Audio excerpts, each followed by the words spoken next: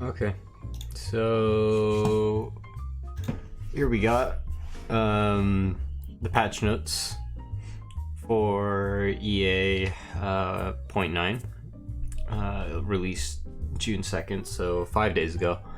And let's go. Hi all, updated.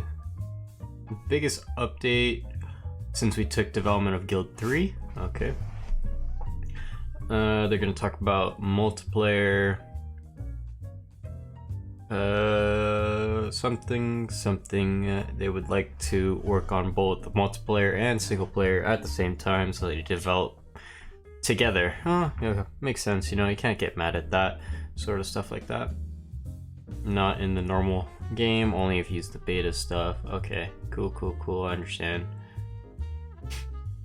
Here we go. New features. That's what we're looking at. One of the very few requested features has now been implemented. Autosaves? Oh, Storage Keeper.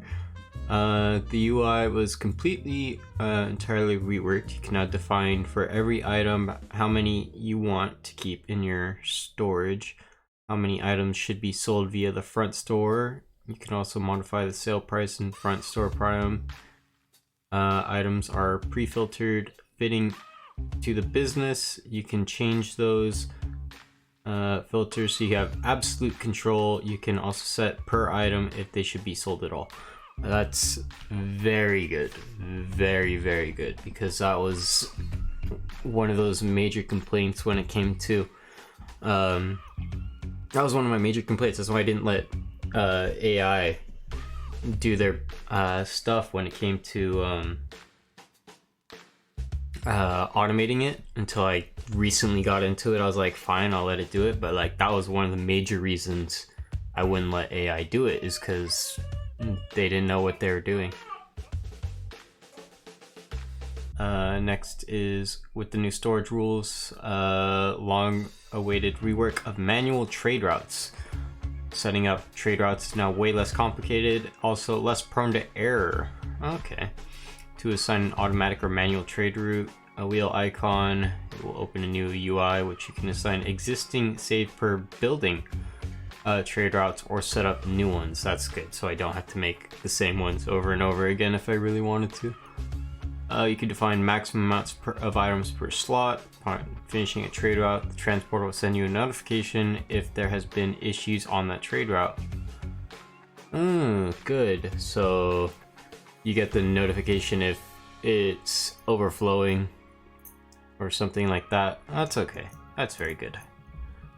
In order to make routes more fail-safe, transporters from now on will not instantly leave just because they weren't able to buy any items yet. They will have a wait time and will do another check for item availability before they are leaving. Transporter will now also regularly check if they can upgrade the amount of carrying slots. That's good, you know, because what they normally do is just like go over and buy a cart with all their money. Like, no, I need you to buy materials first. Transporters that are adhering to storage rules equal on auto will now realize properly that they don't need budget for getting items from businesses / warehouse the player controls. That's good, so they could just go over and grab the stuff and not worry about, oh, I don't have any money to buy it, when it costs literally nothing to do that. We finally reworked the economy in the game. The citizen have needs now which they try to fulfill. The needs of a citizen depends on their social standing. The amount of a citizen in a cast product group season and weather equals every month, 12 times per round. Those needs are evaluated and adapted. Of course, prices of resources and products are updated accordingly. So I assume that means like wood's gonna be more expensive in winter, food's gonna be cheaper in the fall and stuff like that. While reworking the economy, also fixed and properly implemented front stores. Citizens will now again come to the front store to fill your needs. Be aware that there are some factors customer satisfaction of the business that have impact on whether they attracted. Okay, so now front stores or customer satisfaction is actually going to be somewhat important.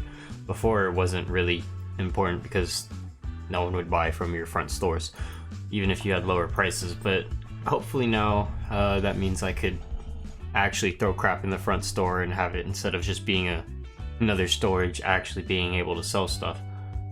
One other big thing that hasn't been working properly yet were far trade markets. I didn't really use this. You weren't able to sell items because of the UI. You weren't able to trade with far trade markets, which are placed in water. You weren't able to select far trade markets on the area map or in trade routes. So lots of things to solve. Therefore, we made bigger changes to the system. From now on, you can select far trade routes via the area map and via trade routes. One thing we also changed is that when you enter a far trade market, a market UI shows up. So you are able to buy and sell goods. Additionally, see far trade markets can now be accessed in ports of the city. Okay, so that's just far trade markets and crap. I could probably actually start using, so the notifications will actually be useful. Often requested now is the tutorial. Tutorial will guide you through basic concepts while playing when not playing tutorial. And information guide. Alright, I'm gonna have to do my own. Maybe this is what the playthrough will be, just an absolute explanation like I tried doing before, but this time better now that I know what I'm doing. Alright. EA, we also reworked the guilds in the game. I didn't really understand guilds and I didn't really see the necessity of joining one. You will now probably be invited, but your dynasty will also be kicked out of the guild again if your reputation and attitude are not matching with the guild anymore. Joining a guild will grant your dynasty now buffs or even actions. We also changed the guild window to be properly usable. Interesting, very interesting. In order to be able to chat with other players, we also added a chat window to multiplayer games. Collusion? Anyone? Collusion? That's what that sounds like. The erect building window has now also been updated to provide you with better information why a building is locked or why it can't be afforded. We also added now proper tooltips to locked items in the production UI. So from now on, you should know why you shouldn't be able to produce an item or why the action is locked. Okay, that's just quality of life stuff. I'm okay with that. We also added a few smaller but in our opinion useful features to the game to make your life a bit easier. Whenever you can't afford an action, a pop-up will inform you that also from now you can't afford an action will inform you about that. Okay. Also, you will be able to destroy items directly from your character's inventory, as feedback for pausing was not good. You added a slow-mo game speed. I thought that was already there. Hello, Mutidog. But yeah, like that. No, I thought that was already in the game at that 0.5 speed. Please note. Oh, geez. Let me mark this. There we go. Alright. New patch, new playthrough, no more sovereign playthrough, but eventually, you know, politics is part of the game, so I'll probably go into politics again with the next playthrough, whatever it will be. Still haven't decided yet. Next, balancing. We changed who can inherit a family's legacy. Before our changes, also the spouse who didn't belong to the family's bloodline was able to become leader of a dynasty. Also, the children were able to become leader. This made it hard to wipe out a family. It also created lots of bugs related to the family tree window. Only true blood adult family members can become the leader. Okay, so that's a lot of marrying into and trying to Habsburg your way. That's a lot of Habsburging right there. That's fun. Habsburging's fun. Black Widow. Poison can only be applied to characters which are not in a building, so it's less powerful. I wonder what that's about. Adjusted thresholds for when the AI decides to spend money on certain things, so that's probably due to the new front store add-ons. Adjusted thresholds for when AI master allows transport to spend money on inventory items. Okay, cool. Transporters can now buy inventory item. Oh my god, this is non-copyrighted Christmas music. Skip that. Alright, let's try that one. Sure. Okay. Let's see. Transporters will not start new rate during resting times. Okay, cool. So we don't have them consistently running 24/7. It is now possible that your characters could return with an illegitimate child from their long distance journey. Ooh, fun. More children, more fun. We adjusted the number of businesses a dynasty can own and also adjusted the number of employees those buildings can hire. I hope it's more, because then I'll have my family be able to do something instead of just sit around and boast about our achievements. Art. New objects, bounding boxes for several props have been added. 4 trade markets have been reworked. Brand new building, storage barn. Alright, so I'm gonna have to see all this stuff. Optimizations and bug fixes on several scenario maps.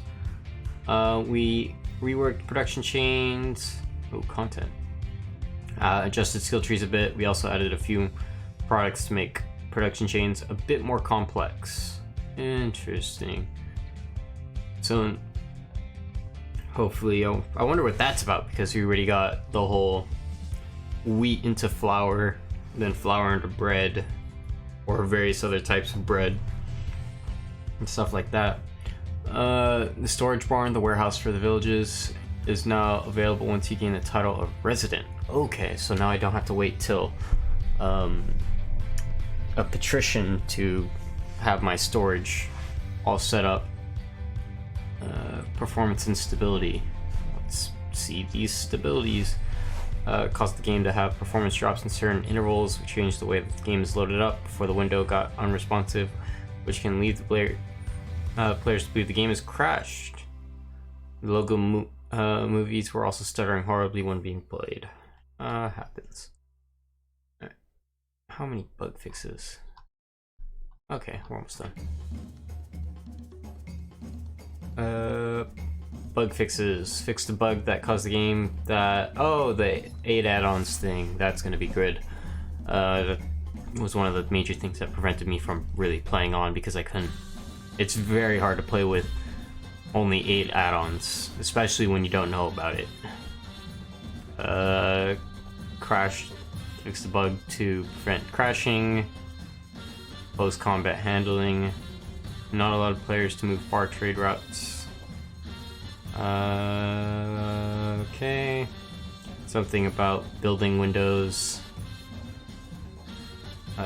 Prevented various things unclickable or crushing. Residents. Localization. Okay. So just quality of life stuff, nothing huge besides this one. This is very good. And okay, and then multiplayer. And then, by the way, whoa, let's see. What are you planning for the next patch? For the next patch, we are planning to implement a new behavior in order to drastically reduce the amount of court sentences. Thank you. That is, yes. We're also planning to rework how healing businesses work. Expect to have some diseases in the next patch. Interesting. Alright. Should go into the game now. Interesting. I like this. I like where this is going. This game is becoming something good.